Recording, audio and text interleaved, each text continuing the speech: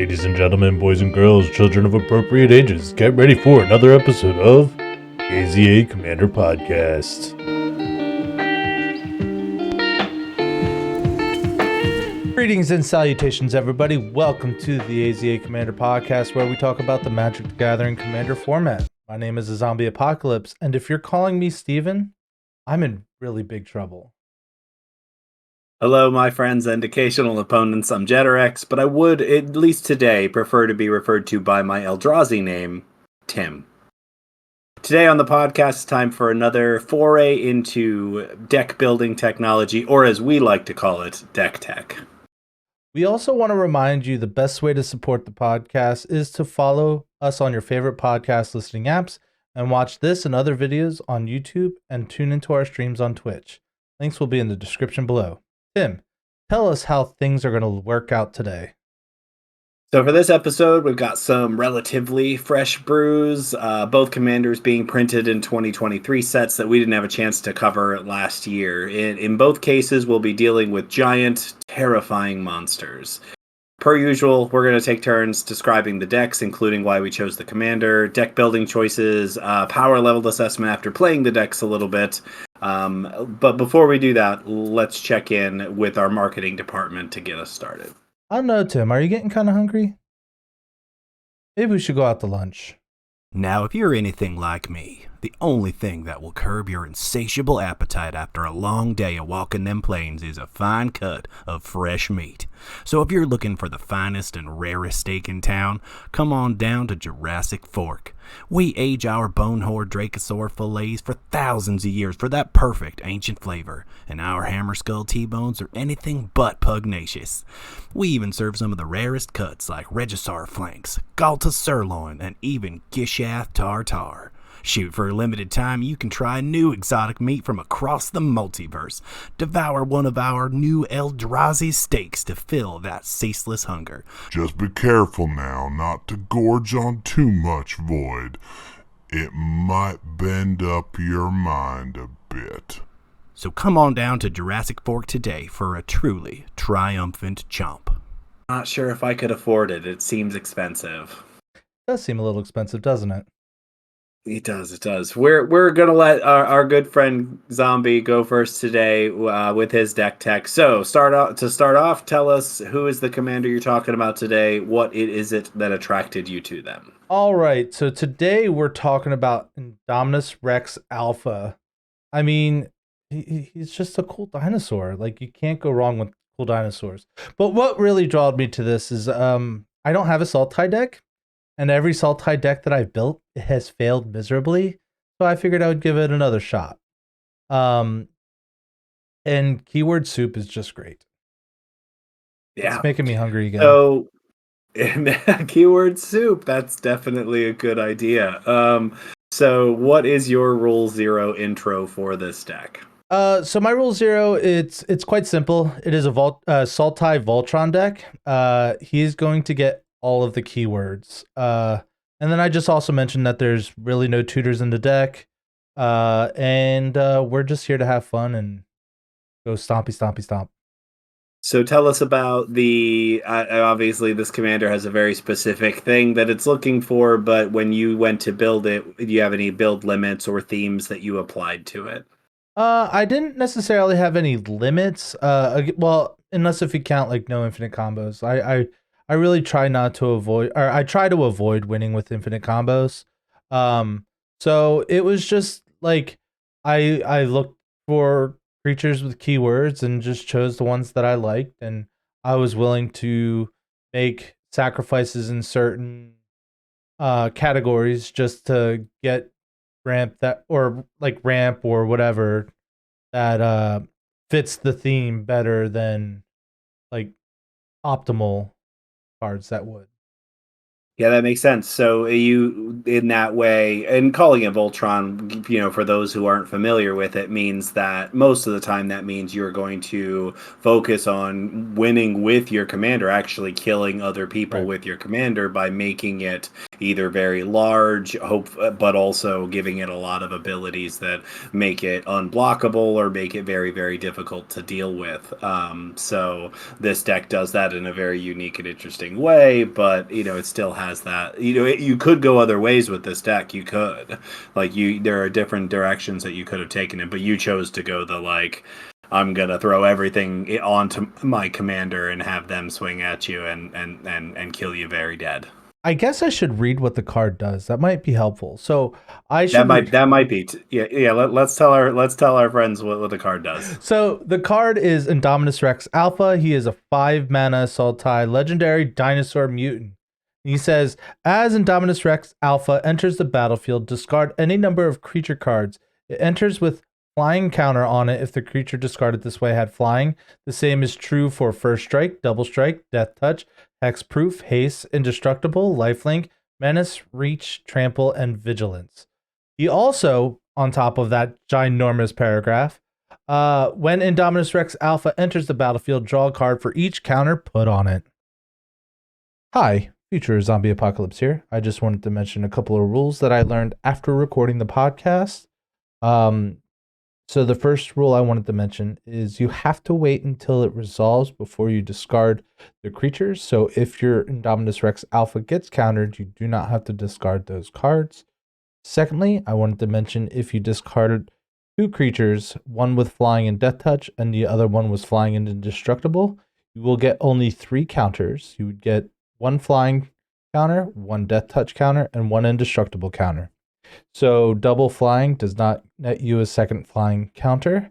And thirdly, I wanted to mention is if you discard a creature with hexproof from Planeswalkers, that is a hexproof ability, and you will get a hexproof counter. I just wanted to let you know those rules before we went any further into the episode. Let's get back to the regularly scheduled program.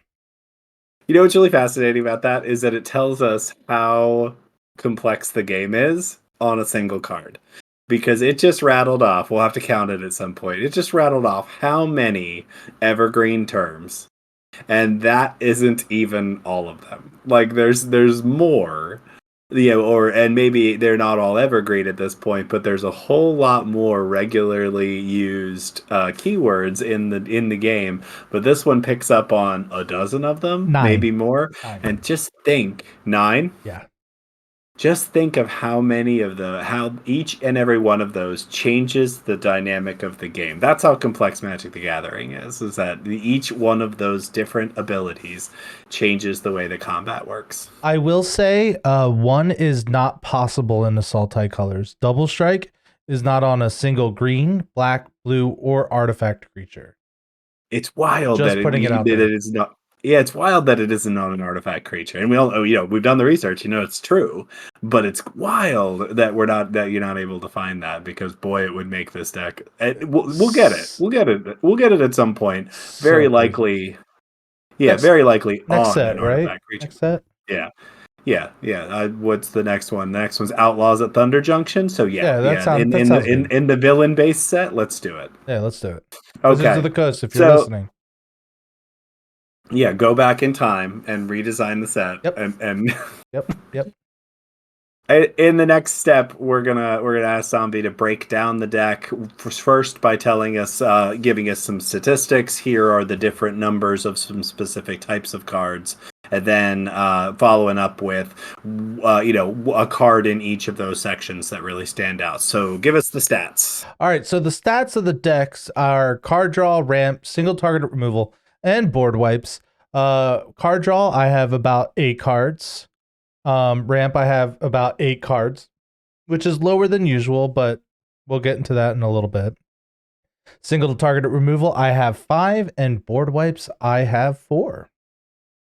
So, one of my favorite card draw cards in this deck is Hydroid Krasis. I like it for multiple reasons. So the first reason, well, let's read the card once I find it. Let's do. Wait, I thought, here it is. I was like, why can't I find it? Anyway, here it is. Hydroid Krasis. When you, it is a blue-green X for a jellyfish Hydra Beast. Cool creature type. Anyway, when you cast this card, you gain half of X life and draw half of X cards, rounded down each time. And then it has flying and trample. And then it says, when hydroid krasis enters the battlefield, put X +1/+1 counters on it. So what I like about it is it can draw me 2 cards from my commander. If my commander's already out, it's just a great card to cast to fill up my hand again. And Flample is great to put on your commander for just 1 creature. This card scales too. Like Very, very like well. the definition of a great commander card, and the fact that it does double duty here as a card that can be pitched to your commander for your game plan, but also something that if you're stalled out later in the game and you're top decking this, you're never sad to see it. Right. If you're sitting on a handful of mana and you draw this, because it's a cast trigger too.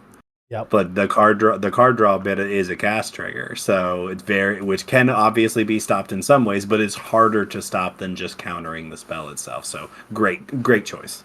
Yeah. So my ramp piece that I decided to pick was Leyline Prowler. So there's some other ramp pieces in here that I'm going to mention later that are better than this particular card.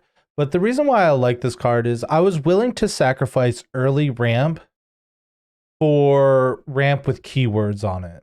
And Death Touch and Lifelink are really great keywords to put on it. For the most part, I'm not going to cast this before I cast my commander. I'd rather discard it, draw 2 cards, and give my commander Death Touch and Lifelink. But, you know, if I only have 4 lands in my hand and this creature, I'd rather not risk not drawing that 5th land and getting to my commander on turn 4 instead of turn 5.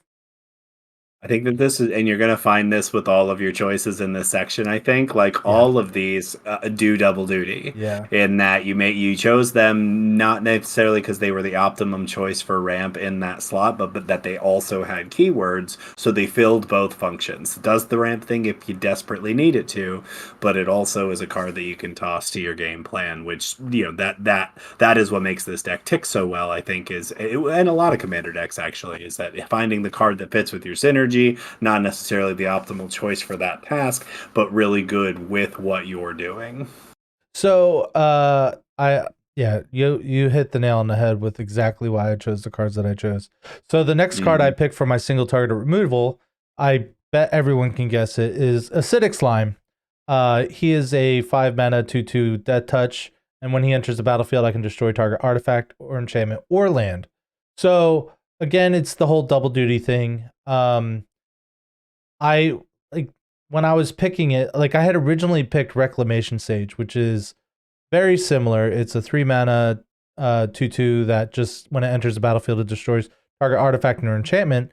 And then I'm like, I'd rather have the inefficient card that has a key word that will help me later than a card that's more efficient. Yep.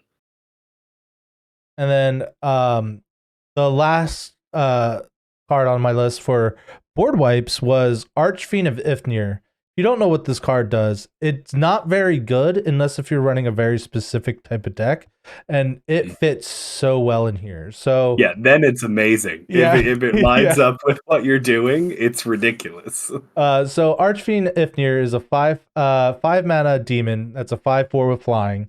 Whenever you cycle or discard another card, put a -1/-1 counter on each creature your opponents control.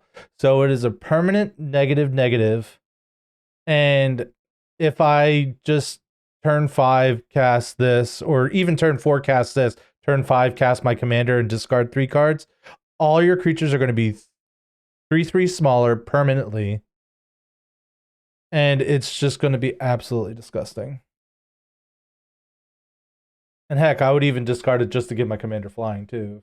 Yes, it also does the other thing. It does the other thing. It synergizes with everything else that you're doing. So it really it makes so much sense. And I love that you have called it a board wipe. that is the section that this card goes in, even though it is a creature. Yeah. But it does that. And it's one-sided. It's one-sided. Right. It's just your opponent's control, which makes it 100 times better. And they're counters. They're counters, folks. They're counters. They don't go away. It's not until end of turn. Yeah, it's absolutely ridiculous. All right, so in the next section, we break down what are the goals of the deck, and you'll find if you listen to our deck tech, sometimes you'll get some repetition here because most of the time, kind of lines of play or strategies are going to be fairly similar, but each deck is going to have its own unique approach to doing that. So we like to break down the goals that we've set up, kind of a how do you put the machine together, and then what does the machine to do kind of explanation. So, Zombie, break down for us how did you hash out the goals of this deck? So, the first goal of the deck is like set up cards that add counters to my commander when they enter the battlefield. My second goal is more setup, but it's other setup cards that don't necessarily add counters, but benefit from actually most of them add counters, but they're in different ways. It's not necessarily +1/+1 counters or anything like that. But and then the third goal is keyword creatures, like the really good keyword creatures that when I see in my hand, there's no chance of me casting them because I know I'm going to discard them to my commander for all the keywords that they have. And then the fourth goal is ways to kill you with my commander, whether it be combat damage or other means. And let me tell you, the way that this deck can kill people out of nowhere is great. So, Okay. Yeah, so in the next section, he'll go into greater detail on each one of those goals and give us a couple of cards from each of the sections. So the first goal you mentioned, cards that set up adding on counters. Right. So give us some standouts in that section. So this is actually the original ramp piece that I wanted to choose because this card is great. So it's called Biophages from 40k. It's a human Tyrannid wizard for 2 mana. Says you can tap it to add 1 mana of any color. If this mana was spent to cast a creature spell, that creature enters the battlefield with an additional +1/+1 counter on it. So it's doing everything that I want it to do. It's ramping me. It is adding a counter, which will then draw me more cards, which also gets me to that magic number of 7, which means my 4-turn clock is now a 3-turn clock, and all I had to do is tap it to add mana. The next one is Arwen, Weaver of Hope. Each other creature, it's a 3 mana 2/1. Each other creatures you control enters the battlefield with a number of additional +1/+1 counters on it equal to Arwen, Weaver of Hope's toughness.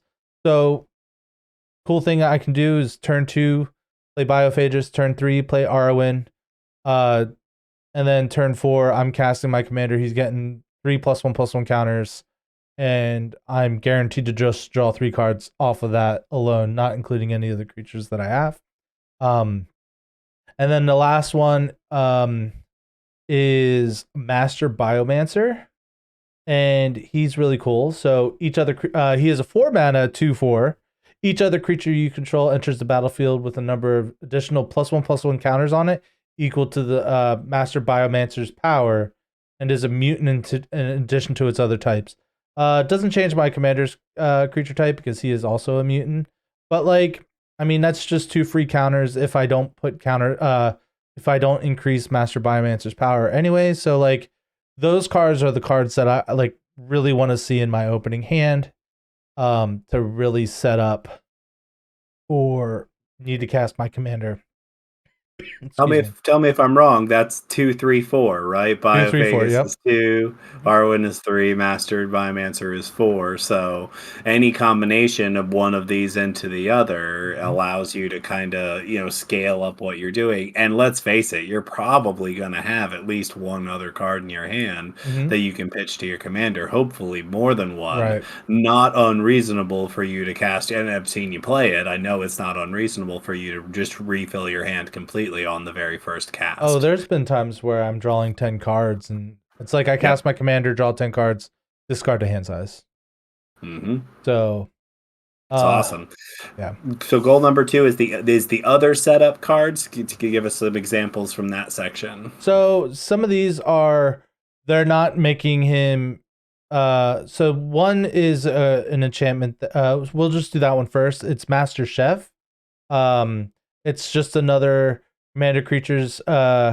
It's a background, which surprisingly wasn't in any of the EDH rec page for this. But commander creatures you own have this creature enters the battlefield with an additional +1/+1 counter on it, and other creatures you control enter the battlefield with an additional +1/+1 counter on it. So it's doing the same thing as the others, but it's linked to my commander at that point. And Master Chef is just harder to remove since it is an enchantment. So like, it's just such a good setup piece, and it also costs 3. So like, it's one of those things that's pretty easy to get before I cast my commander. Another setup piece that I can cast before. There's 2 cards that do basically the same thing, and they also cost 2 and 3. The first one is Winding Constrictor. If one or more creature counters would be placed on an artifact or creature you control, that many of those counters +1 are placed on that permanent instead. And then if you would get 1 or more counters, you get that many of those counters +1 instead. So basically, it with the way my commander works, since they're all different types of counters, it just doubles their counters. And then the other one is Peer, Imaginative Rascal, and it's the same 3 mana. If 1 or more counters would be put onto a permanent your team controls, that many +1 are put on those creatures instead.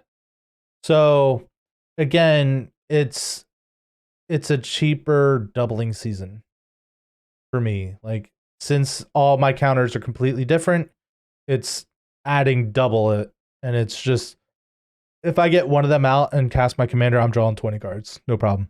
Right. It's really like when you're doubling 1, it is the same thing as adding 1. Yep. Mm-hmm. So effectively, these 2 cards do double what you're doing. If every single counter you get is a different one, you get another copy of each of those counters. I mean, there's times where I discard the same keyword multiple times, but then it wouldn't double those. It would just, like, if I had 2 flying counters, it would just add a third.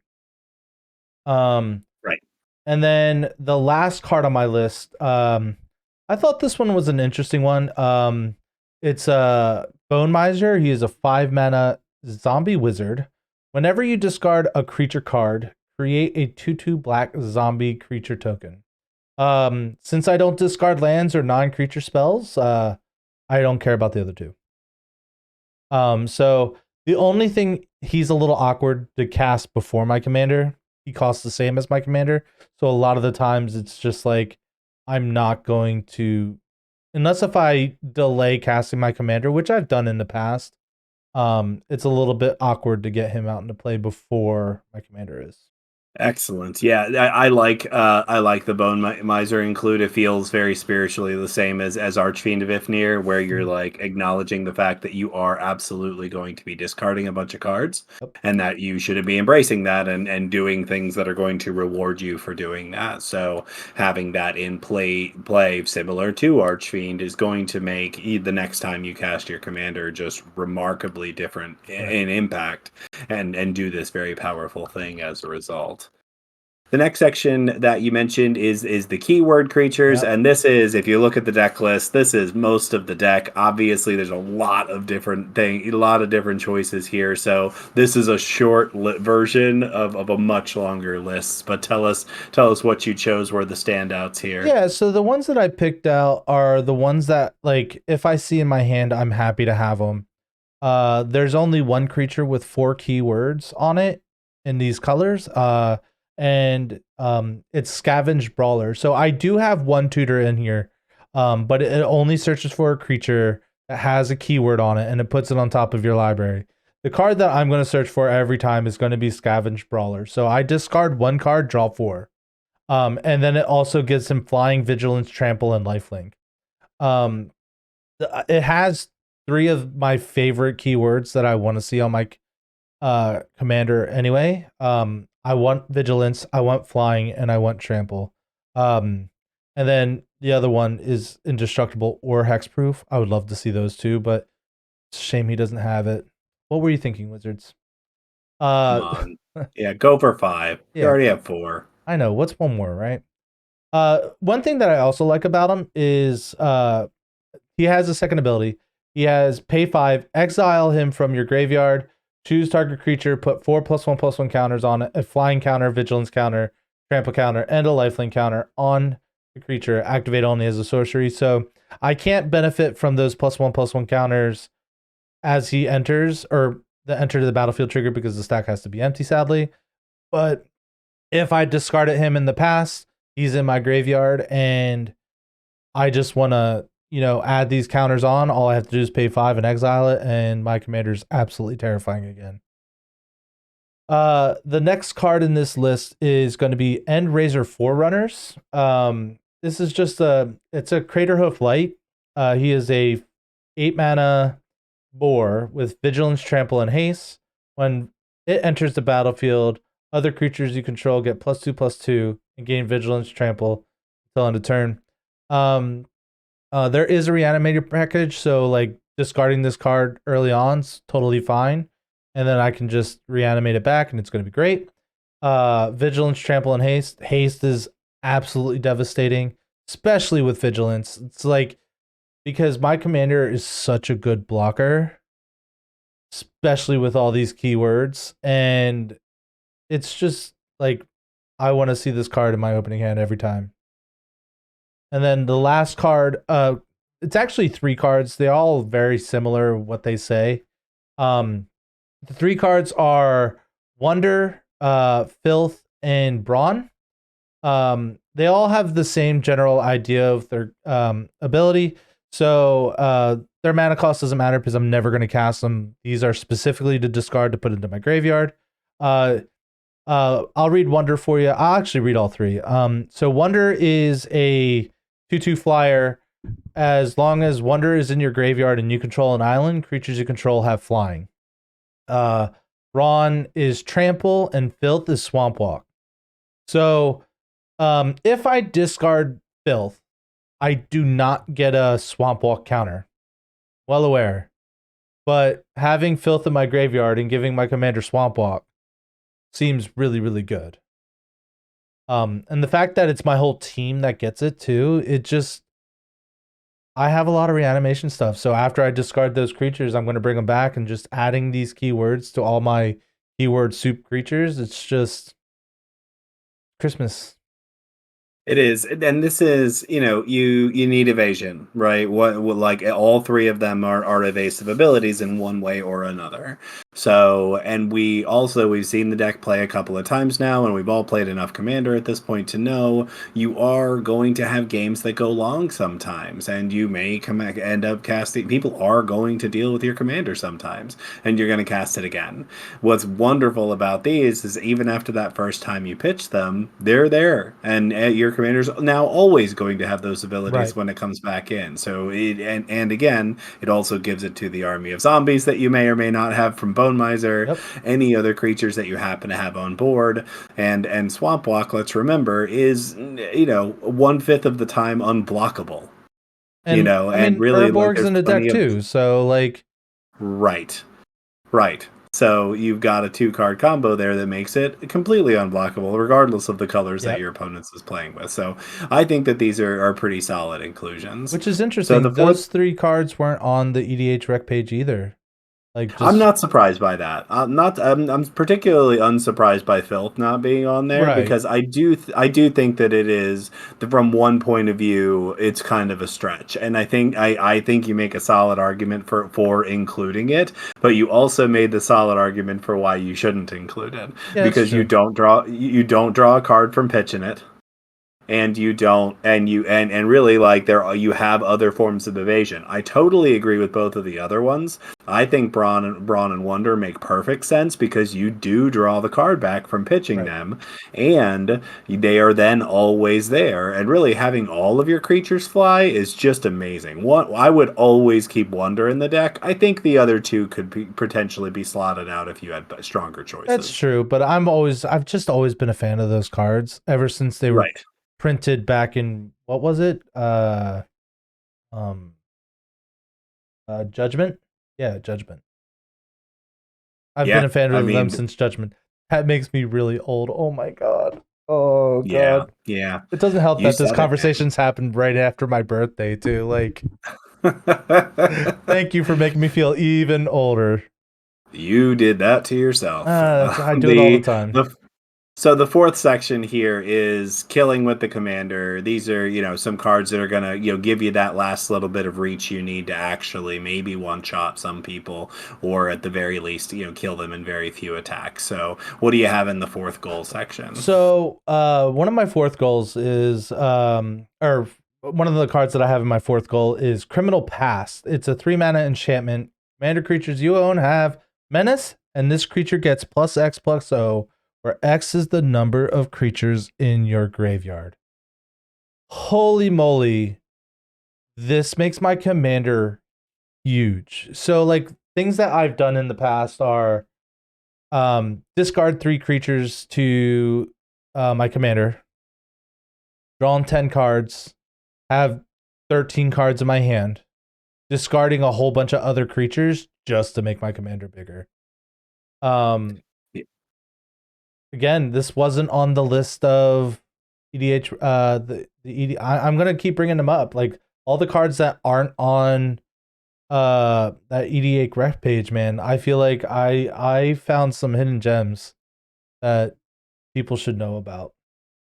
I think that in some of these cases, and this one definitely shows up, right? So, like, this is unfortunately not synergistic in terms of it's not a creature, right? So it is something that adds a keyword, which may or may not be relevant. Menace isn't actually that impactful most of the time. So it's not a top tier evasion. The bonus is the big draw here, but it's also arguably a fragile bonus, because it is a real-time kind of state-based action. You can increase it, but that also means that other people can decrease it. So if somebody has a way to wipe out your graveyard, it completely removes this benefit. So I think that you don't see people playing it because it really, I think, and in a vacuum, it does nothing. So, and I agree that it has the ceiling for it is very, very high. So, and you are drawing a lot of cards with this deck. So, so I guess the challenge I would give to this, the question is this the best way to make your commander huge? No, but that's what the next card is. So the next card is Luxior's Glada's Gift. Great equipment. Equip a creature. It's a 1-mana equipment that can equip to a creature for 3 mana. Equipped a creature gets +1/+1 for each counter on it. Right. And let me tell you, like, there's most of the time it's sitting with 7 counters on it, because yes, it's going to have 2 flying counters. It's going to have 2 trample counters. It's going to have +1/+1 counters.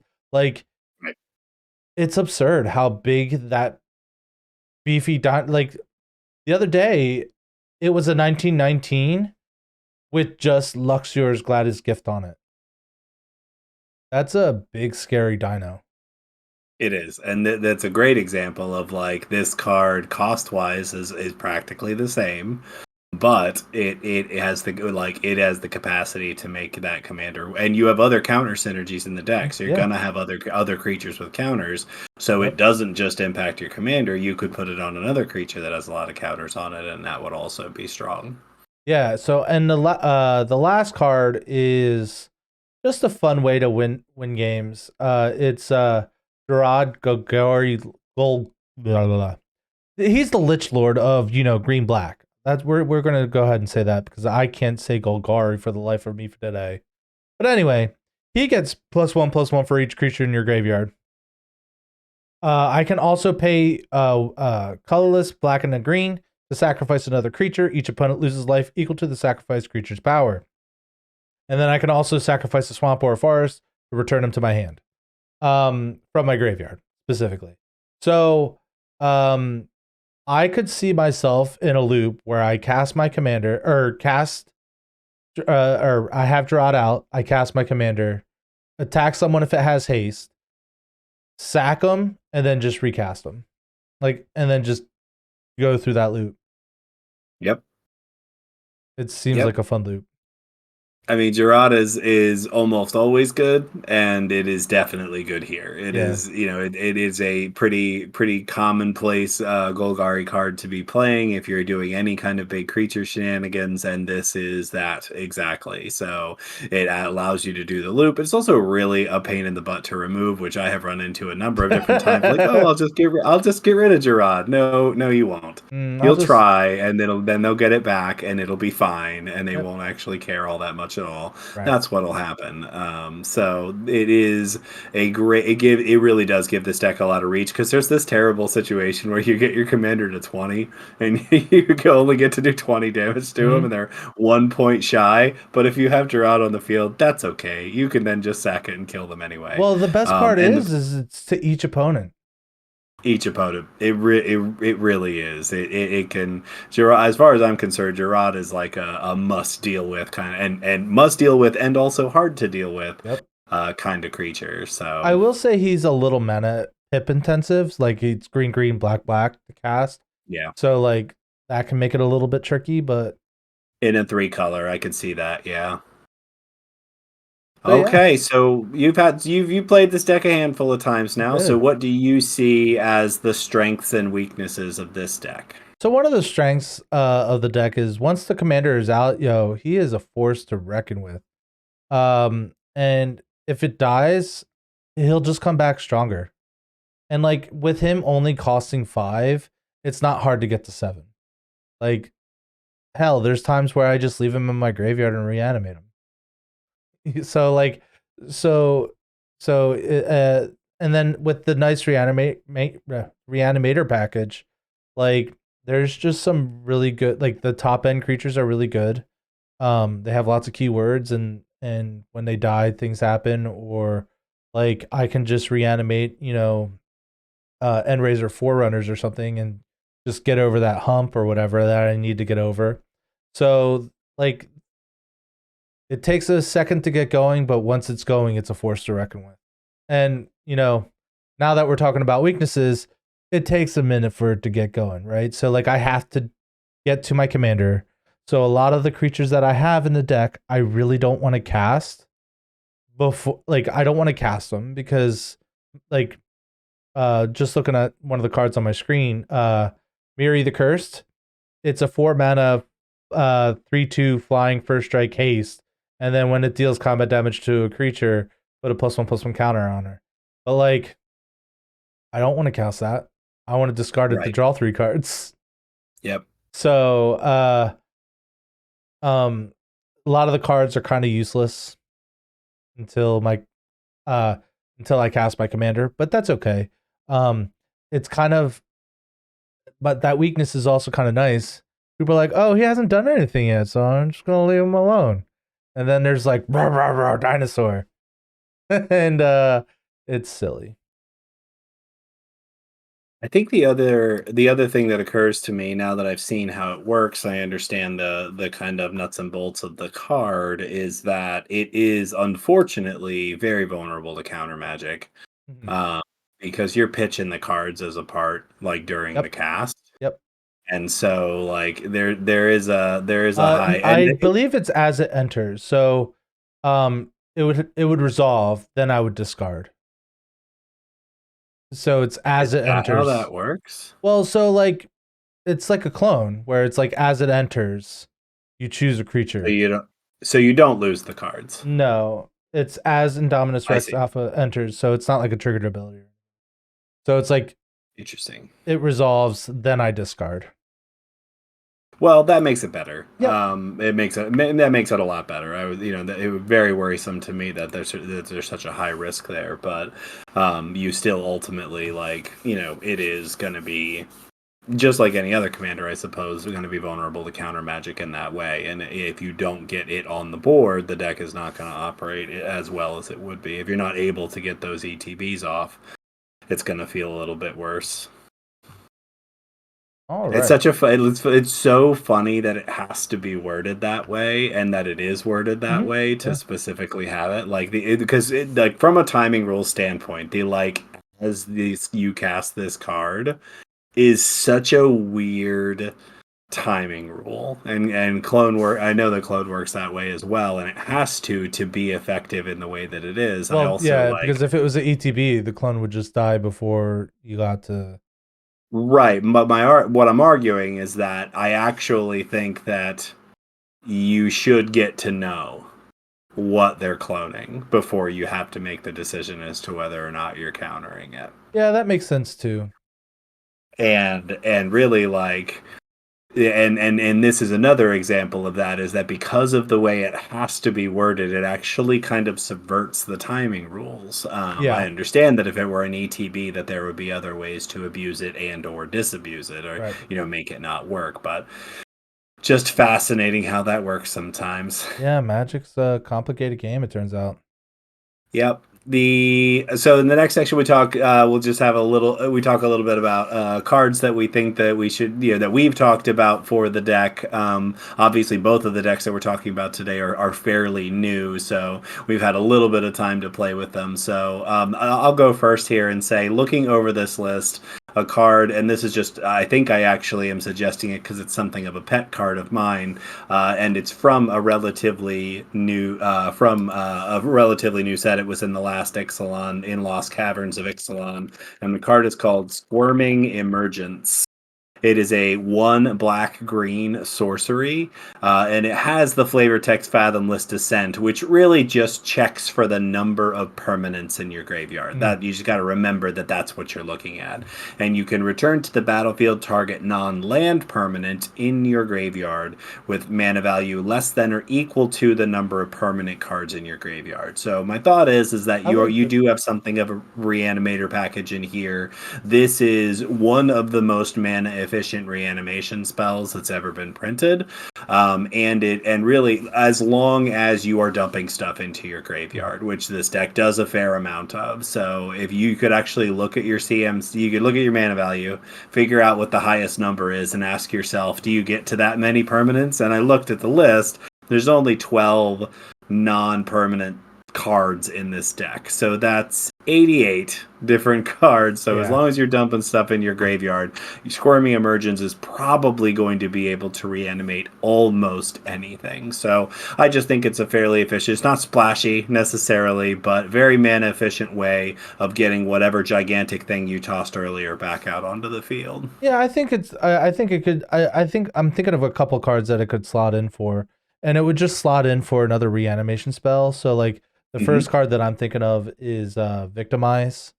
Sometimes it's hard for me to have a creature to sacrifice, and sometimes it's hard for me to have 2 creatures that I really want to reanimate, because like I have some just keyword soup creatures that are 2/2s or whatever, and like I don't necessarily want to sacrifice, anything in particular just to get a 2/2. Right. And then the other one is the one from the Lord of the Rings. It is a 4 mana spell that each player sacrifices a creature, and then I can bring something back. I'm trying to find it here. It's Rise of the Witch King.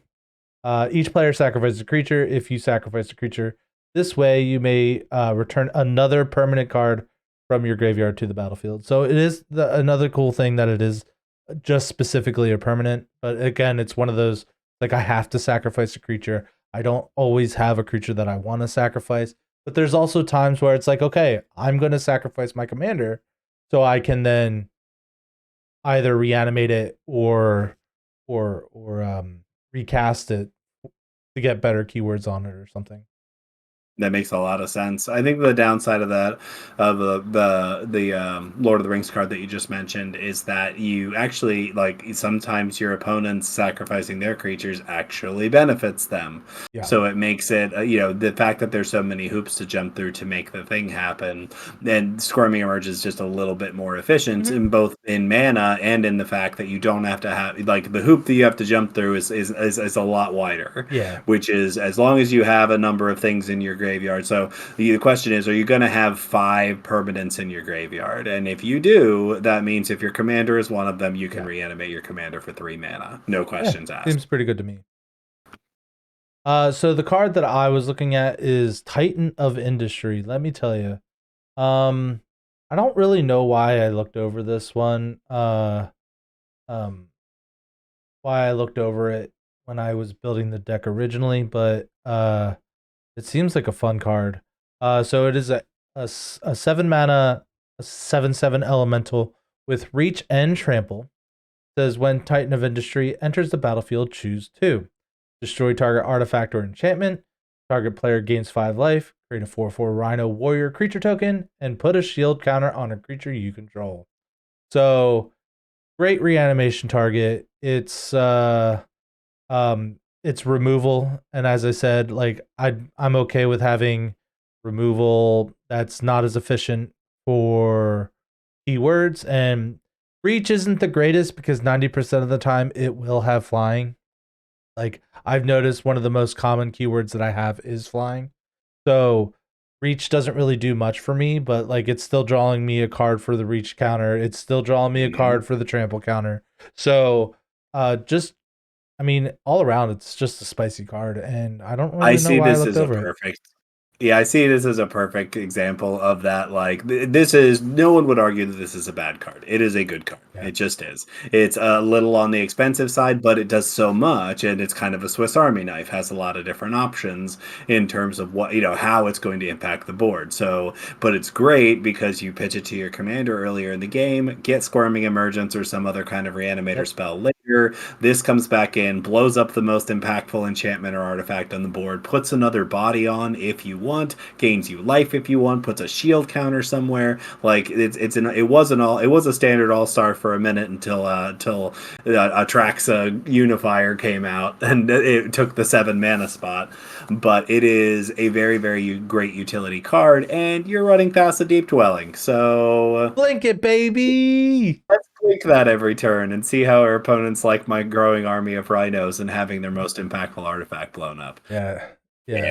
It's an okay card. So I think we talked enough about my deck. Now we're going to move on to Jet's deck, and it's from the Commander Master sets. And tell us, what do you got for us, my friend? Okay, so I decided this week to tell everybody about Zhulodok the Void Gorger. This was the face card of one of the Commander Master's pre-built deck, and I, did my own updated version of it. If you look at my list, you will see that there are quite a lot of cards from the original build in there, because there's really a lot of great inclusions and a lot of new cards that were specific and really only good in this kind of deck that are really powerhouses. So the Commander Zhulodok is a colorless card, so it is actually a colorless commander deck. So it's 5 and a colorless specific for a total of 6. Legendary creature Eldrazi. It's a 7/4. It reads colorless spells you cast from your hand with mana value 7 or greater have cascade. So they cascade twice, and that's colorless spells and mana value 7 or and again, it mentions from your hand, so it doesn't just cascade infinitely. Yeah, that would be pretty busted, huh?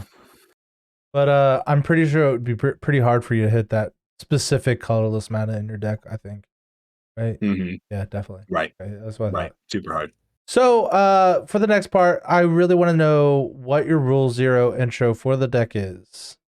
So it's really hard to hide this one. Like you can't play Zhulodok as the face card and not know what be like. I took all the Eldrazi Titans out. No, I didn't. No, no. They're all in there. There's one noticeable absence, and there's a very specific reason for that. But most of the Eldrazi Titans are in there.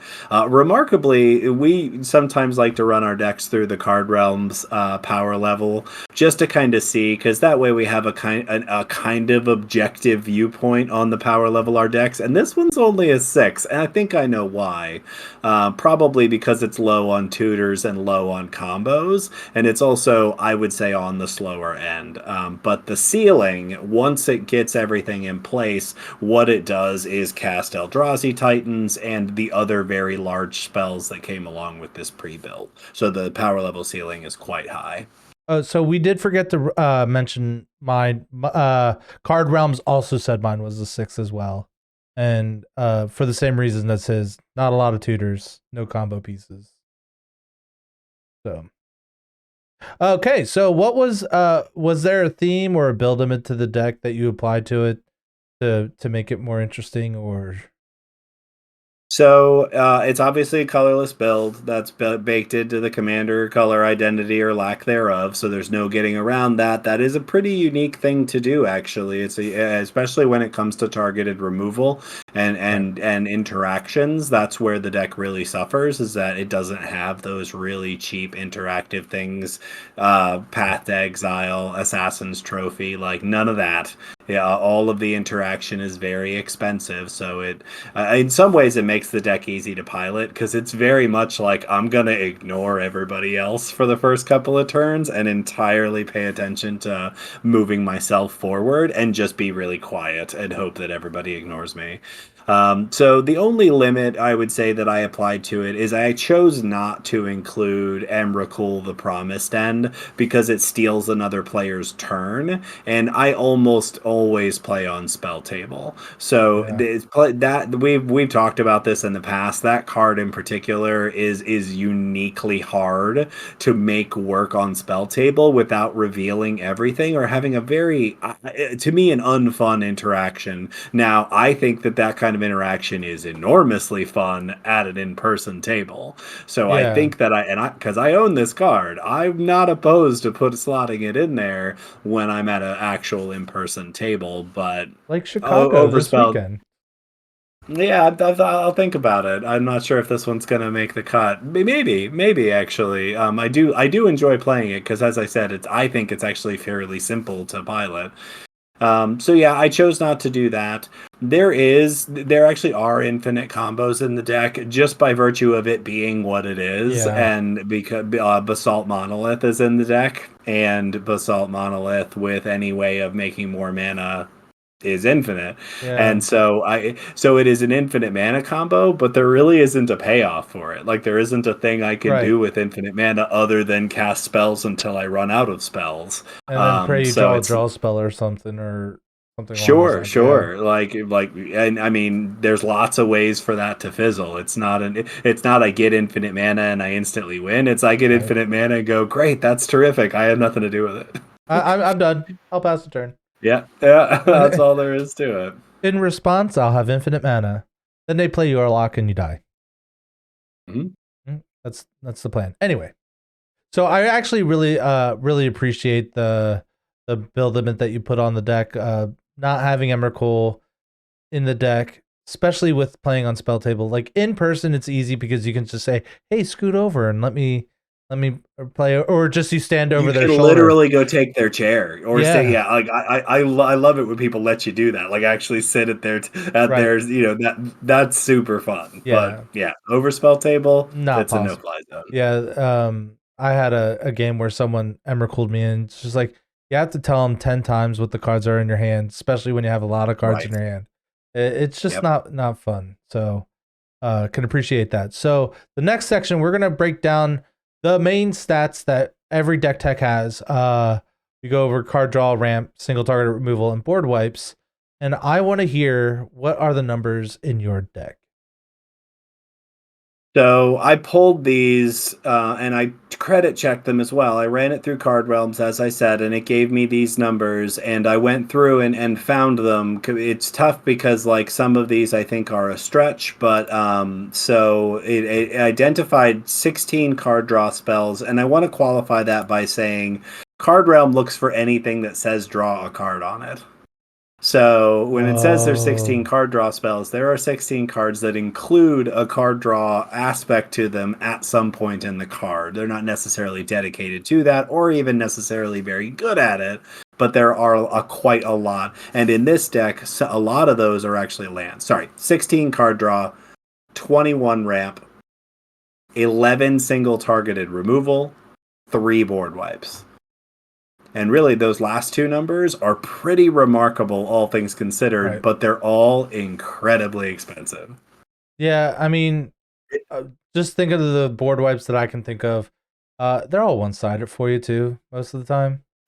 That's also true. And that's just it, is that they are all expensive, but they are all incredibly powerful. It's true about the single targeted removal. What's funny is that there's a couple that are like single targeted removal, but they actually kill multiple things. But they are, you know, kind of targeted, pew, pew, right? pew. Yeah. So now that we've gone over the numbers, let's go ahead and talk about the favorite one or your picks of each category. So in card draw, the one that I wanted to mention is it is a card advantage spell, no question. It does not say draw a card on it anywhere. So it's Mystic Forge. It's a 4-mana artifact that reads, you may look at the top card of your library at any time. You may cast artifact spells and colorless spells from the top of your library. And you may pay 1 life and tap Mystic Forge to exile the top card of your library, which you're almost always going to use to get something you don't want to be there out of the way. So if you hit a good streak, you can continually cast spells off the top of your library, like a Future Sight effect or other cards that do that similar thing. So it is a card advantage card. I think it's one of my favorite ones to see in this deck because you just see a lot more cards that way. Yeah, this reminds me a lot like Bolas' Citadel, kind of, where it's like you're just praying you don't hit lands. And let me tell you, that pay 1 life and exiling the top card of your library is such a good add-on to this card where it's just like, all right, I don't really need any more lands. I see a land on the top. I'm going to exile it to see what I get. Or if it's just like a card that you don't want to cast and you just really want to like really churn through your deck, especially with how many ramp spells you have, you're like, you're going to have a lot of mana and you're going to want to be able to cast all these big spells and you're going to want to get to them. So being able to just exile a card that you necessarily don't want seems great. Yeah, and that's what makes Mystic Forge, you know, good compared to some of those other things. And really, the way that this deck is designed, the only thing that this doesn't see, or the only thing that this can't play off the top, is lands. So, you know, having some way to manipulate that. I actually don't have any kind of deck manipulation cards in the deck. It might be a good idea for me to consider that at some point, although it's really hard to fit things in at this point. Yeah.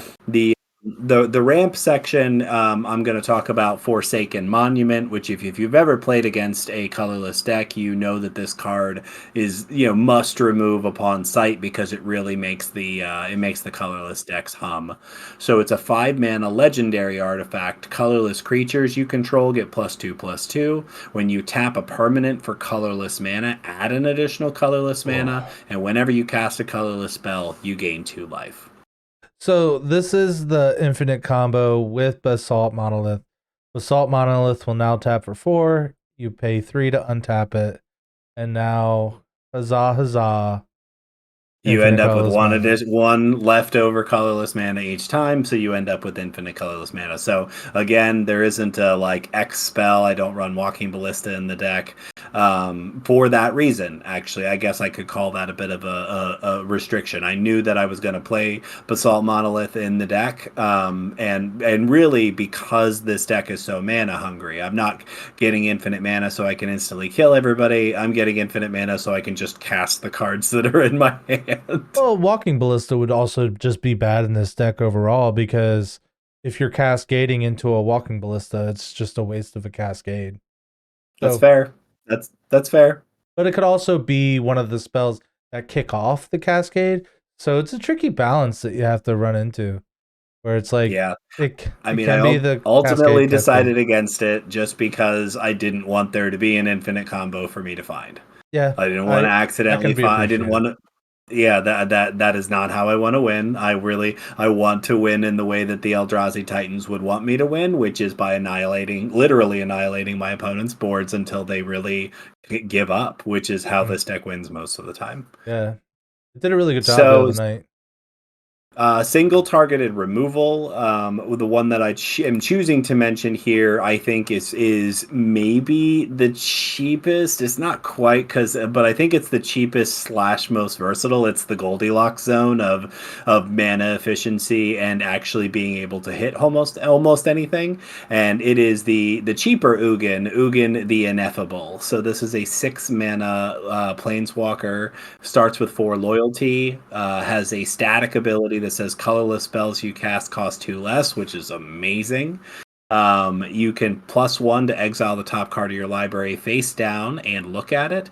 Create a 2/2 colorless spirit creature token. When that token leaves the battlefield, put the exiled card into your hand. So very slow, very tricky card draw on the plus, but that's not what I'm here to talk about. I'm here to talk about the -3, destroy target permanent that's 1 or more colors. So this is going to get a lot of the most important things I need it to get. It's 6 mana, yes, but if this deck's doing what it's supposed to, it should have 6 by turn 4 or so. So this is one of the cheapest removal spells, but I also think it's very versatile. I was about to say you do have one that's cheaper, which is Titan's Presence, but it also requires you to have a very big creature in your hand. Also only get the creature. It also only gets a creature. I was actually just going through all some of these cards, and I'm like, oh my god, this card's so cool. Like, but yeah. Yeah. So I agree. This is actually I really like Ugin the Ineffable. It does absolutely everything that your deck is wanting to do. It's making your colorless spells cheaper. It can potentially draw you a card, and it's also just destroying any one permanent you need gone. There really is nothing wrong with that +1, right? Not in this deck. It, like really like making some 2/2 spirit tokens that if they die I get the card that they exiled. Like I'm good with it. Like having a little blocker army to do some stuff with. Yeah. Get Forsaken Monument out. Those guys are 4/4s. Here for it. Oh god. Oh So, god. and then in board wipes, we have to talk about the obvious all-star here, and it is All Is Dust. If you played against this card, you probably hate it. 7 mana, tribal sorcery, so it is an Eldrazi card, technically speaking. Each player sacrifices all colored permanents they control. So it's one-sided because I don't have any colored permanents. But it also it doesn't just blow up creatures, it blows up all colored permanents. So you'll get planeswalkers with this, you'll get enchantments with this. It is much more potent than a lot of your standard board wipes, but it does cost 7, so it's more expensive but higher impact. I just thought of something hilarious. If you put Painter Servant in this deck, it just exiles everything.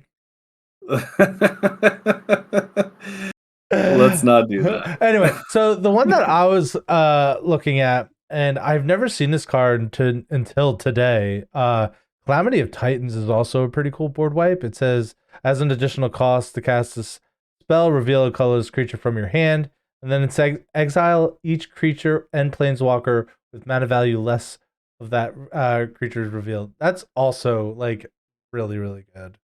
It is, and it's cheaper. It only costs 6. It is, and that is one of the ones from the pre-built. Like they really wanted to give this deck a couple more options in terms of. And the third board wipe is the other Ugin. Ugin the Spirit Dragon.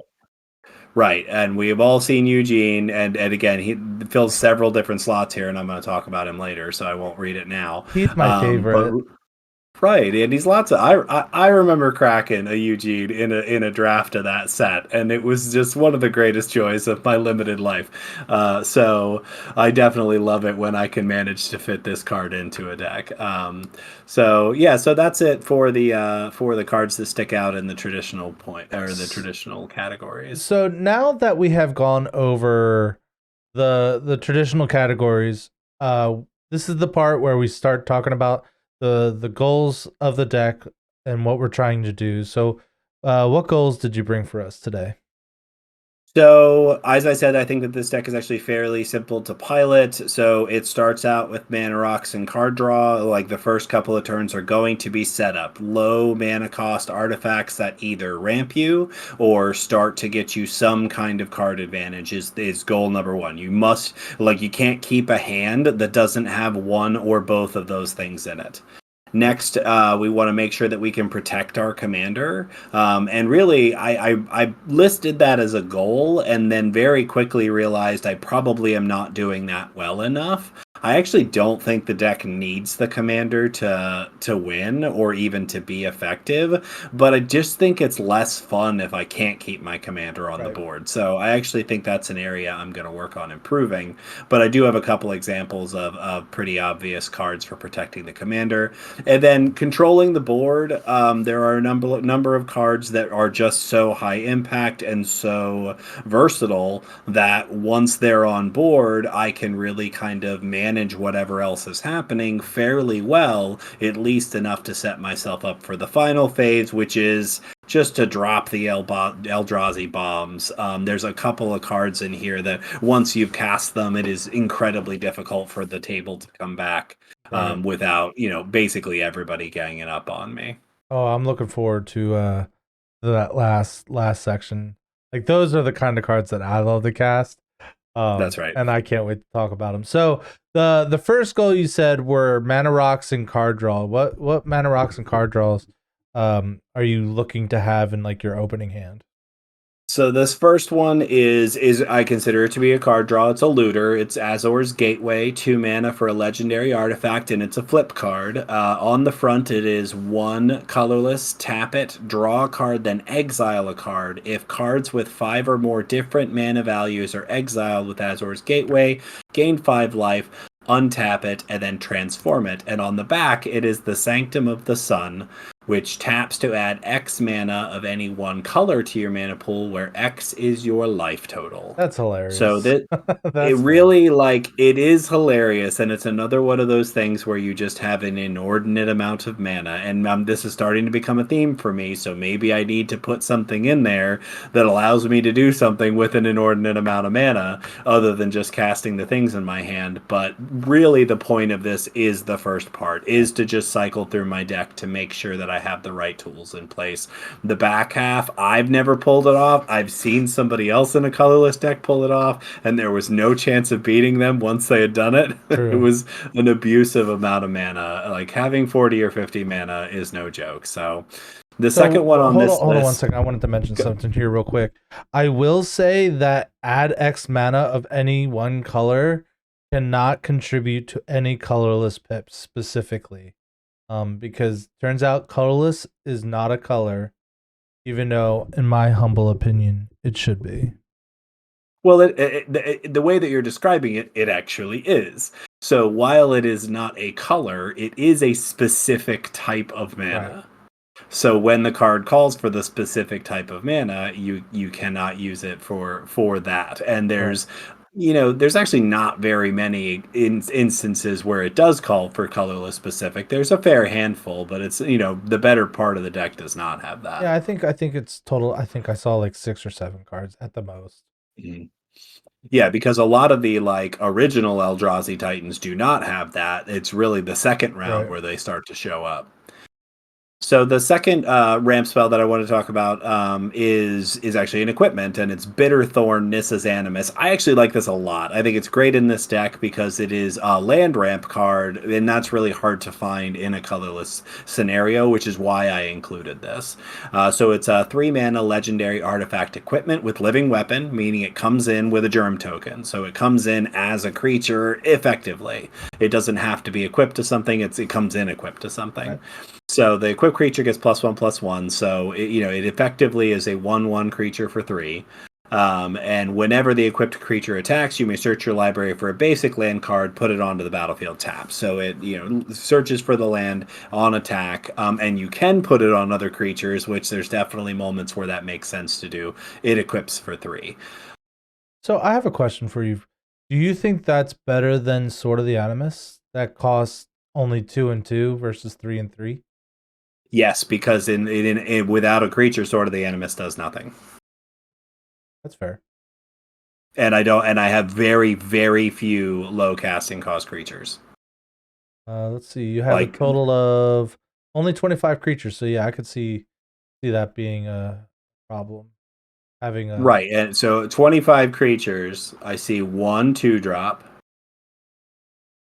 There's a second one. I see a 3 a 3-drop Yeah, that you're not gonna so, want to attach it and yeah, we attack don't. with. Like, yeah, I could see not wanting to do that. Right.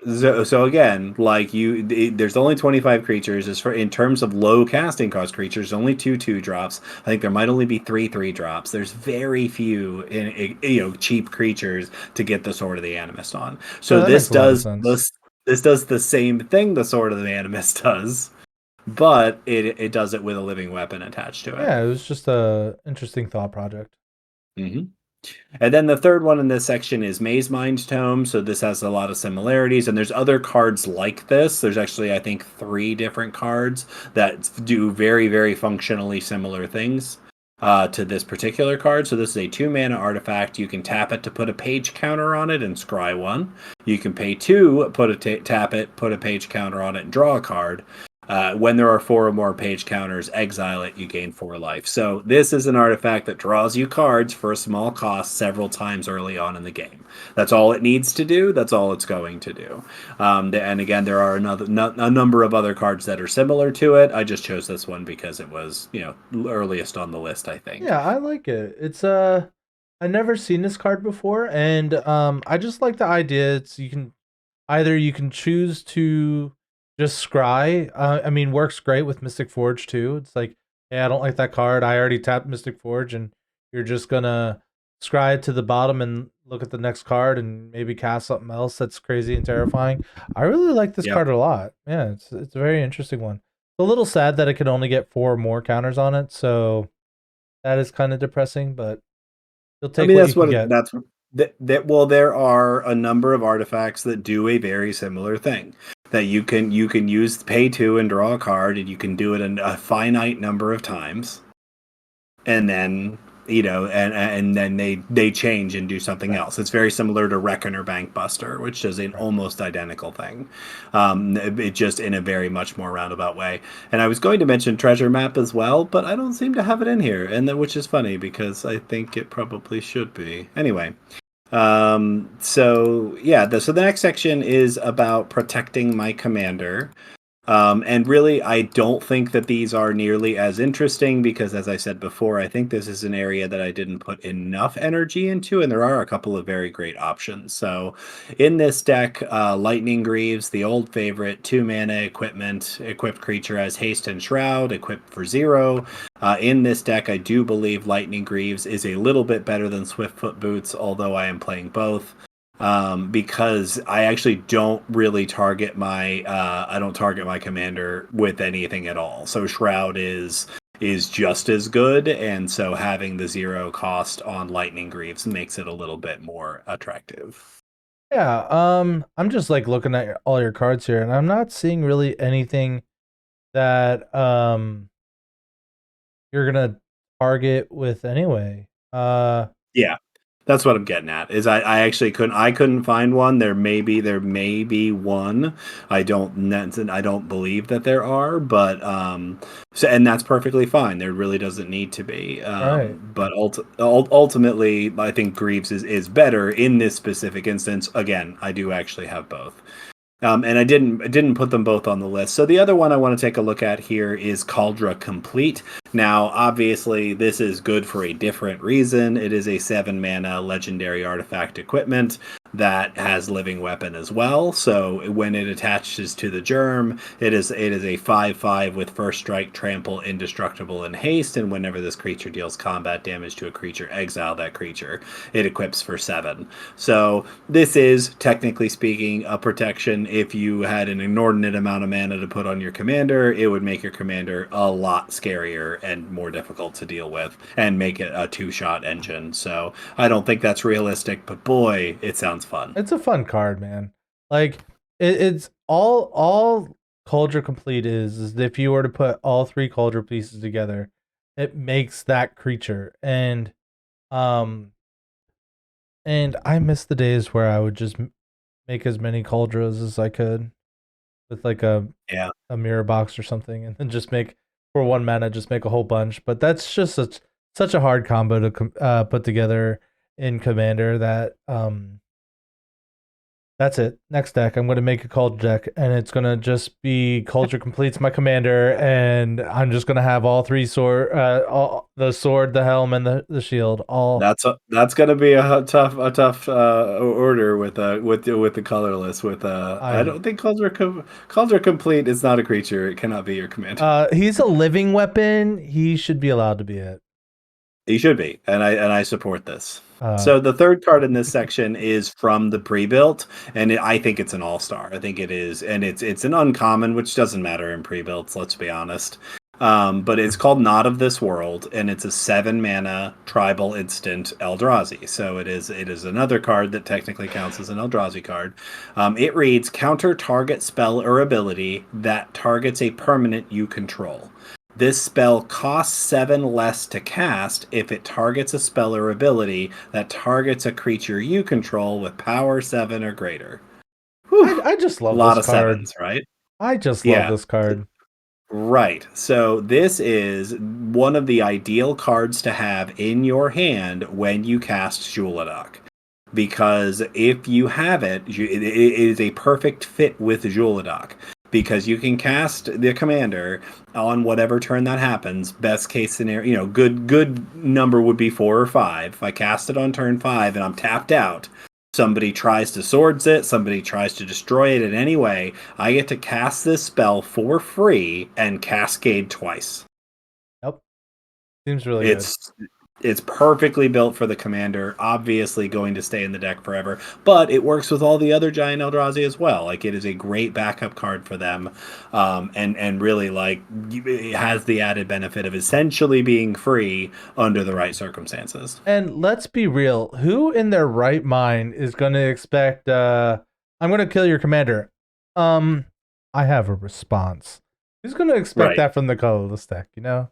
So many free spells in all the colors. I'm glad that we have at least one in colorless. It's very conditional, but I'm glad there's at least one free spell, because everybody loves that feeling of tapping out, knowing that knowing that there's a very high likelihood that you'll be able to cast the free thing. So that was protecting your commander. So what are the cards that you use to control the board? So first, we're going to circle back to Ugin the Spirit Dragon. It's an 8-mana legendary planeswalker, 7 loyalty to start. The first ability is +2 loyalty. Ugin the Spirit Dragon deals 3 damage to any target. It's a really relevant number. It's fantastic spot removal for small, annoying problems on the board, combo pieces and such. The second ability is -X loyalty. Exile each permanent with converted mana value X or less. That's 1 or more colors. So again, This is entirely one-sided. I don't have anything that has a color on it, with the exception of the germ tokens from the living weapons, notably. Oh, they're black. That's right. That's right. They are. But this does remove this has the capacity, if you pop Ugin for its entire loyalty when you cast it, it removes everything with mana value 7 or less. That's 1 or more colors. But oftentimes you don't have to do that. Oftentimes you can, you can do it for 5 and get almost everything. And for those who aren't in the know, you can also do it for 0 and remove any tokens that are on the board. Oh, that is so spicy. Like, I just love this card so much. Then the ultimate is -10, which you can get to on its third turn. It goes up to 9, goes up to 11, goes down, and lives. Is you gain 7 life, draw 7 cards, and then put up to 7 permanent cards from your hand onto the battlefield. If you get to the ult, and this is one of those things, get to the ultimate, it's amazing. But it's game ending. Yeah. And really, like, what's great about this card, when I say that this controls the board, what I kind of mean by that is this is the Swiss Army knife. And I really, I think all of the cards in this category are, but this one, single targeted removal for tiny threats, board wipe, game ending ultimate. If this sticks around too long, you will win. Yeah, no, that card is absolutely bonkers. I love that card in every sense of the word. I try to squeeze The that next in, one, in so many decks. that's right, and that's what's nice about it is you can put it in just about anything that creates a lot of mana, and you're never going to feel bad having it. So the next one is a little less impressive, but also very, very impactful if you have a lot of mana to use, and it's Endbringer. It's a 5 colorless for a total of 6. Eldrazi 5/5. Untap Endbringer during each other player's untap step. You can tap it to do 1 damage to any target. You can tap a colorless and tap it, and target creature can't attack or block. You can pay 2 colorless and tap it to draw a card. Remember that you get to use it on every person's turn. Man, that card just does everything, doesn't it? It really does. And really, like, there's a lot of scenarios where this is kind of feels like a mediocre card, costs less than $1. Like, people were very, very slow on this card. It's not it's not a constructed all-star by any stretch, but in Commander, and that when you're getting multiple turns to do this, it really does help you manage whatever happens to be going on. I think with the drawback that the reason why this card doesn't get used as much as it could is because of it has to be colorless mana for the two That's right. abilities. So That's right. I could see that's why people don't play it. But like, man, let me And tell you, like that like I'm actually drawn to the second ability more than I thought I would be. Like, target creature can't attack or block this turn. yep. Like you you can just be like, okay, well, even if it's like player 1 is attacking player 2 and you're player 3 and you're just like your best blocker can't block now, Yep. or your best You attacker can't attack me now, like it's so good. It is, and again, you get to untap, and it shoots down tiny, annoying combo pieces that only have 1 toughness. It makes it so creatures can't attack and block, and if you can't do anything else, it draws you a card. Yep. So it really is, again, like, multifunctional, very versatile, great card to have around. And then finally, the last one in this section is a showstopper, a card that people really, really hate to see hit the board, and a remarkably inexpensive dollar amount card, Kozilek the Great Distortion. It was in the pre-built, which is why it's driven the price even further down. So this one is 8 and 2 colorless for a total of 10. Legendary creature Eldrazi. When you cast this spell, if you have fewer than 7 cards in hand, draw cards equal to the difference. It has Menace, and you may discard a card with mana value X and counter target spell with mana value X. It's 12/12. Man, this card just has everything you want to. Yeah. Like what I used to have a colorless deck a long time ago. Kozilek was actually the commander, and like you just ramp out so hard to get him out, and that usually empties your hand, and then now you're up to 7 again, and then now you have counter spells, and generally colorless decks have a wide range of what your CMCs. So now you just have protection on top of it. Like, this card is a gem. In fact, I think for the longest time I had it in Windgrace. I don't know if it's still in there or not, but man, I love this card. And it is another example, though, of if you feel good about casting this, you can tap out to do it, and then you do still have backup because its ability is free. As long as, and you're right, like, if you look at the mana value split of this deck, there's none missing. I have 1 all the way up to 12, That's so silly. and yeah, and there's a couple where the numbers are low. There's only 1 9 mana value card in there, but point being that there's a lot in the mid range there. So you're often, especially 2 or 3 as well. Like, for removal spells, I would say that probably the hardest one to find is probably 1.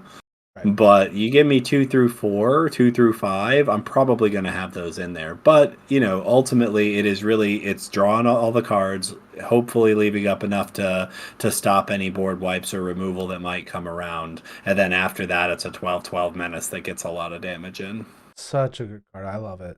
So that was your control the board, and let me tell you, all those cards that you picked were absolute bombshells of cards. Like, I'm looking at your list and I'm like, I think you picked the best of all of them. So now we have the Eldrazi bombs. So what ticking time bombs do you got for us today? So I tried to pick ones that were not obvious, and just to get it out of the way, like the other Kozilek is in there, both of the Ulamogs are in there. I did not put those in this section, but they are all amazing. So let's just get that out of the way. People are familiar with those cards, I think, so I didn't prioritize them as much. I wanted to showcase some of the newer cards and some that maybe aren't as kind of famous. And the first one is from the pre-build. It's called Flayer of Loyalties. This is a 10 mana spell, 8 and 2 colorless. It's an Eldrazi. It's a 10/10. When you cast this spell, gain control of target creature until end of turn. Untap that creature until end of turn. It has base power and toughness 10/10. Gains Trample, Annihilator 2, and Haste. Flayer of Loyalties also has Trample and Annihilator 2. So this steals it steals a creature from somebody else's board, although you can target your own creatures with it if you needed to. So you could turn one of your smaller no value creatures into a 10/10 Trample Annihilator 2 until end of turn. Oh, just imagine doing that to like a Joya's Familiar and it has flying on top of it. Like gross. Yeah. Gross. Yeah. Or Urza's the Liberator Urza's where it gets a whole bunch of counters. So then it's just so massive. Oh god. Dude, Flare of Loyalty is such a cool card. And you did cast it the other day. It did get deflecting swatted, but like if it didn't, I think you targeted Joda the Unifier. Like, oh my god. That guy was dead. That opponent was absolutely dead if they did not have deflecting swat. Oh, absolutely. Because I was going to steal their Joda, make their board teeny tiny, and there was a haste enabler on the board, so the Flayer actually would have had haste. So both the Flayer and their giant Joda would have attacked them. Mm-hmm. Yeah, yes, absolutely gross. Absolutely. I was very sad when I saw the deflecting swat. Yeah. And then the second one, I know this is an old favorite of yours, is It That Betrays. And this is a slightly less famous Eldrazi from the original Eldrazi run. It actually costs 12 to cast. It is an Eldrazi that's an 11/11, has Annihilator 2. Whenever an opponent sacrifices a non-token permanent, put that card onto the battlefield under your control. So this is abusive when you have other Annihilator creatures on board. There are also a number of other effects in this deck that cause people to sacrifice the creatures. I mean, even all his dust. I was about to say, cast all his dust. You have everyone's board. Yes. Yeah. So like this card, I love it and hate it. So every time that I played it, I always had like the feel bads because it's just like, man, I'm just taking all your stuff and it just felt rude, you know? So like, I like what it does, but sometimes it's really abusive and it is. And I feel like when I play this deck, right, I have to get into the headspace that like, listen, I am the promised end. I am the impending doom. I will do very terrible things to you if you do not kill me fast enough. Yeah. Let's just have and maybe that's what my rule 0 needs to be. Like, this deck is a villainous deck. I am playing the Eldrazi Titan deck like an Eldrazi Titan deck. I'm not going to hold back. The only reason I don't play Emrakul the Promised End is because it's a hassle. Yeah, that's a logistical thing. Not because you don't like the effect. Feel bads. Yep, it's not the feel bads. Not in this case. Because I oftentimes don't do that. I oftentimes will try to be the good guy as far as like play patterns go in a lot of the other decks I build. So I decided when I was doing this one, I was like, you know what? I'm not going to do that. I'm going to lean right into it. And that doesn't mean, again, that I'm doing the things that that I'm not going to do infinite combo wins or things of that nature. But if you let me get to enough mana, I'm going to cast the Eldrazi Titans and I'm going to do what the Eldrazi Titans do. Yeah. And that means I'm going to hit you with Annihilator triggers, and I'm going to, steal all your stuff with It That Betrays, and I'm going to cast this last card, Rise of the Eldrazi. So Rise of the Eldrazi is also from the new set, or also from the pre-built, and it is a remarkably powerful spell, although I think it's great design, because it is not, like, infinitely abusable. It just, you cast it once, it does ridiculous things, and then you move on. Goes away from so it's 9 and 3 colorless, so a total of 12. It cannot be countered. Destroy target permanent. Target player draws 4 cards. Take an extra turn after this one. Exile Rise of the Eldrazi. Yeah, I love this card. I really want to put it in Windgrace because this is the kind of card Windgrace would love to have. And the flavor of this card is just so fantastic. Like Isn't it? It's like the OG big 3, and like you're just getting all of the, you don't get the creatures, but you get all the effects. And like that's right. The fact that Emrakul what's the first one's name? Ulamog. No, the Emrakul. Aeon's Torn. Yeah, dude, I wish that card was unbanned just because I love that card, but I know why it's banned and it deserves to be banned. But yeah, man, let me tell you, love this card. I wish I could have 20 copies of it because I would jam it into every deck that could produce 3 colorless. Yeah, it is. And again, like this is the kind of the overtop stuff that I want to do there. At the end. But I also think that the design is really good. You can't keep casting the spell. I suppose you could copy it, but you really like. Point being that it does these really powerful things, and then you get to take another turn and see what you can do. I think I've only got to cast this once so far, but boy, it's rewarding. That's a activated or triggered ability. I was like, is there a way for you to copy it in the deck that you currently have? But it doesn't look like it. But you know, I'm surprised one of the cards that you didn't put in your card draw or mana rock section. Man, every time that I've seen this card in play, it was really, really good. And it's the Palantir of Orthanc. Yep. Oh, that card's great. I love that card. It's uniquely good here, I think, because of the high mana value of the cards in it. So it's like, I mean, but what that translates to is that probably the first time I'm gonna mill some cards. Yeah. Like I'm probably gonna mill a card the first time, but then every time after that, I'm probably gonna draw a card. Right. Because really, just like even like if you're milling, like if you do mill cards, you have cards that just like put your whole graveyard back into your library, so like you're not really going to be missing out on too much. Like you have both Kozilek and the original Ulamog that just like prevents that from like being your downfall anyway. So yeah, I like that card a lot too. So we did go over the Eldrazi bonds. We went over all your goals of the deck, and really I want to know, what are the strengths and weaknesses of your deck? So we've probably covered most of this already. As far as strengths go, I actually think so. It has a lot of exile-based removal, which is uniquely good in Commander because we all, just as your deck list proved, destroying stuff isn't necessarily the end of the road. And sometimes having stuff in the graveyard actually benefits your opponents. So exile-based removal is really powerful in that regard. But also it has sacrifice-based removal. So it gets around a lot of indestructible hexproof stuff through the ways that it removes stuff.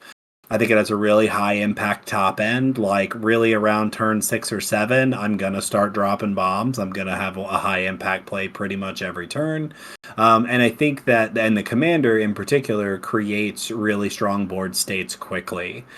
And on the other side of that, as far as weaknesses goes, this is the other side of the commander's ability, is that cascade-based strategies are high variance. I mean, if I'm cascading a 7-mana thing, it's very possible I'm hitting 2 mana rocks. Yeah, which is really sad face if I don't have any other action in my hand. So that's a little bit tough, but the alternative is really amazing. And that's one of the other things I'm really trying to kind of figure out the right balance of it in this deck. Like, do I actually have too many mana rocks in it? Like, I really wanted to make sure that I was just, because it's very mana hungry, I wanted to put an enormous amount of ramp in, but I also want the cascade triggers to be meaningful. And unfortunately, when you start at 7, because with cascade it's like less than, right? So if I'm hitting 7, I gotta hit 6s. And really, like, you drop off pretty significantly from 7 to 6. Where you're not going to hit as high, the 6 mana things. There's very few of them, and then you're dropping down to 5, and the lower you get, the less impact it is. So I need to find a better balance with that, and I have some ideas about that. It's also, as your deck, very slow to start. Then that's why I said I try to game plan this deck very linear. I'm not gonna keep a hand that doesn't have some ramp and some early card draw in it. I'm gonna do those things early and often. I'm not gonna pay attention to what other people are doing until I get to that state where I'm able to impact with the board. Another weakness I think this deck has is that it is a colorless Eldrazi deck, and sometimes that really puts a target on me very early on. Right. I think my social skills are strong enough that I am able to not draw a lot of attention to myself early on. I'm pretty good at being quiet and just playing nice with people early on. But some people just don't. They just see right through it. Yeah, it's this like silly attacks where it's like, oh, I'm gonna attack you for 2 because I can. Like Yeah. not doing that at the beginning of the game just makes friends. Yeah. So yeah, that's about it. And again, I think like as I've kind of hashed out here out loud, I think one of the other things is that I haven't yet quite found the right balance of, the mana value making a good amount of sense. This is the right amount of these things to have, stuff like that. I'm still working on it, but I think it plays. I think it plays well enough. I think your assessment is spot on with like exactly what your strengths and weaknesses are, because again, one of the I too had a colorless deck for a while, and I had the same problems that you had. And but like I mean, there's also a lot cooler cards now that are colorless. Right. One in particular that I like is Darksteel Monolith. Like, Oh yeah. once per turn, you may pay 0 rather than pay the mana cost of a colorless spell in your hand. That's silly. Because just imagine a Christmas Wonderland where it's like last turn I cast my commander, then I'm going to Darksteel Monolith, Cascade, get 2 potentially scary things, and then on top of that, I'm going to then cast Rise of the Eldrazi for free. I definitely did Cascade that. Cascade Yep. again. Yep. So yeah, dude, like there's just a lot of cool cards that, since my colorless deck makes things a little bit better. We're gonna move into the next section, and we're gonna talk about cards that we would consider, adding in. This is again a relatively new deck, and you haven't really done many upgrades to it since making the deck, but the cards that I want to add, it's one or the other. I really wouldn't put both. They're not great cards, but just the wow factor of the cards that I picked are just funny in my opinion. It's either Platinum Angel or Platinum Imperium. Because I just think those cards are silly, and then the reaction that you get when people are like, "What? You can't lose the game?" is just a funny reaction, and they both trigger your commander, so I think they're both it may fun. just be that we are old enough and that we are dinosaurs enough ourselves to remember when Platinum Angel came into existence, and we all saw it, and we're like, "Oh my god, this is ridiculous! This is gonna ruin the game, and this is breaking the foundations of what we know and believe to be true." And then we learned that you can destroy it with Shatter. Yeah, it's not great, but it's a fun card, and it is, and I think I just played this in a different deck recently. I played a Platinum Angel in a game, and the reaction I got to it was surprisingly loud to me. But I forget that not everybody knows every card. This one is in the in our history, and we remember it, and we know that it's fine. It's fine. Yeah. And listen, if you don't deal with it, and I put my lightning greaves on it, you have a problem. Like that's true. Or Gorger but complete. Not, that's just hilarious. Yeah, it's not insurmountable. Oh, that is hilarious, isn't it? It really is. My edition, and I'm not sold on this one. There's 2 that I maybe wanted to talk about. The first one is from a very recent set. What is it in actually? I think it's in Lost Caverns. Is Roaming Throne? Yeah, that's Lost Caverns. Yeah, so Roaming Throne is a 4 mana artifact creature, 4/4. It's a golem. Has Ward 2. When it enters the battlefield, choose a creature type. it is the creature type in addition to its other types. If a triggered ability of another creature you control of the chosen type triggers, it triggers an additional time. So what this would do, very realistically, is double. Cascade. So yes, so I actually don't know if that Oh, works. it's a cast trigger, my friend. Right. Yeah. It's a cast trigger, but if a triggered ability of another creature you control of the chosen type triggers. Yeah, he's an Eldrazi. So yeah, you casting a spell causes an ability of Zhulodok to trigger. So then you would. Am I not looking at this right? No, Zhulodok gives them that ability. Colorless spells you cast from your hand have a cascade. Zhulodok does not trigger. It gives the spells that. If the spell you cast was an Eldrazi, it would cascade. Does it? I guess it does know that the spell is an Eldrazi. That's what I was not sure about. Okay, so if that is the case, it's actually a little bit better than I thought it was, because I thought the way that I was thinking it, that it would not work that way, because it doesn't know that the spell is an Eldrazi on the stack, but it does, because there's a bunch of spells that are not creatures that are Eldrazi. So like All is Dust would work. Your Eldrazi creatures, and then Not of This World would work as well. I'm still not convinced. So does Remington specifically say creature?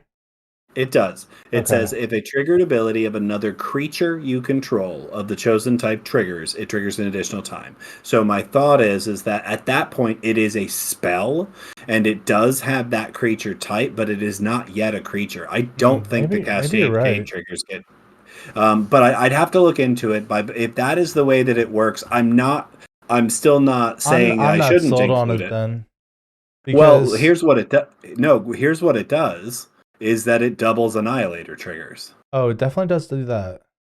Yes. Oh, that's there are still quite a few things that it doubles. So it's just something that I'm toying with. Here's the other one that I'm toying with, and I like this one perhaps a little bit more, and it's called Shamil, the Inner Sun. And this is a 6-mana legendary artifact, also out of Lost Caverns. It says spells you control can't be countered. At the beginning of your end step, discover 5. Ooh. Remember that the beautiful thing about discover is that if you don't want to cast the spell, you don't have to. You can just draw it. Yeah, that's right. Pretty good. But what it's going to do is it's going to dig all of the cheap things out of my deck. Yeah. So that when I'm cascading for things, they are hopefully not hitting those other things. So those are more recent options. I think I like Shamil a little bit. I think more. I like Shamil a little bit better too. I don't know. Like I think that we'll have to get the rulings on the Roaming Throne, because if you could manage to get cascade, that makes it really, really, really, really good. I'm fairly sure that while it is on the stack, it is not a creature; it is a spell. So I really don't think that it works. I toyed with it for quite some time before I came to this conclusion. But one way or the other, this is perhaps another weakness of this deck, actually, is that being that it is a colorless deck that cares about like really huge, bomby, colorless things, we don't get those that often. We just really don't. Like it's not something that comes up in every set, so the opportunity for really great additions to this deck is probably going to be pretty low. So this deck's going to look pretty similar for the immediate future, I think, unless some very, very interesting thing happens. Interesting things happen. We got plenty of releases yet to see this year, so hopefully I'll get some new tech. I have a feeling Fallout will add a couple of good things, because I think you may be right there. Yeah, and I mean, like your lower end could be like the things that get the upgrades, like because Prismatic Lens is just a 2-mana, adds 1 colorless mana to your mana pool, mana rock. So like I could see there being a better 2-mana one being made, or even like a 3-mana one that does something else that will help benefit you better than, let's say, a Prismatic Lens. So there's definitely room for improvement from other cards that can come What's in. very funny though about that one in particular is that like prismatic lens is usually seen as, not good Mhm. because it's colorless, but it's perfect here. Yeah, that's Like it exactly is what you want. Yeah. actually a two mana, 1 mana creating rock, and there's a lot actually of mana rocks in here that I think would otherwise be avoided, but they are actually perfectly okay here. But your point is still quite valid. There is one. They just released one in Eldraine. That's a two. It's a legendary one, which is the drawback, but that's not a drawback in this format. It's a Turns two out, mana that makes yeah. the thing. It turns into an equipment when you cast a legendary spell. Oh, okay. That's pretty It's cool. the sword. It's the sword in the stone. Oh, nice. Yeah. Okay. Well, that feels like a great place to make our final transition of the day. Our friends and opponents, it is time for us to wrap up all this talk about dinosaurs and interdimensional monsters. Thank you so very kindly for spending time with us on the ACA Commander podcast. We'd like to remind you all again that you can support this show and all of our other content by watching this and other videos on YouTube and by checking out our streams on Twitch. You can find those links in the description. But before we scoop things up, we want to hear from you, the zombie horde. What do you think of these decks? What cards do you think we should consider? We'd also love to know what commanders you've been playing lately. Let us know in the comments below. And as always, thank you for playing along with us and have a magical day. Bye.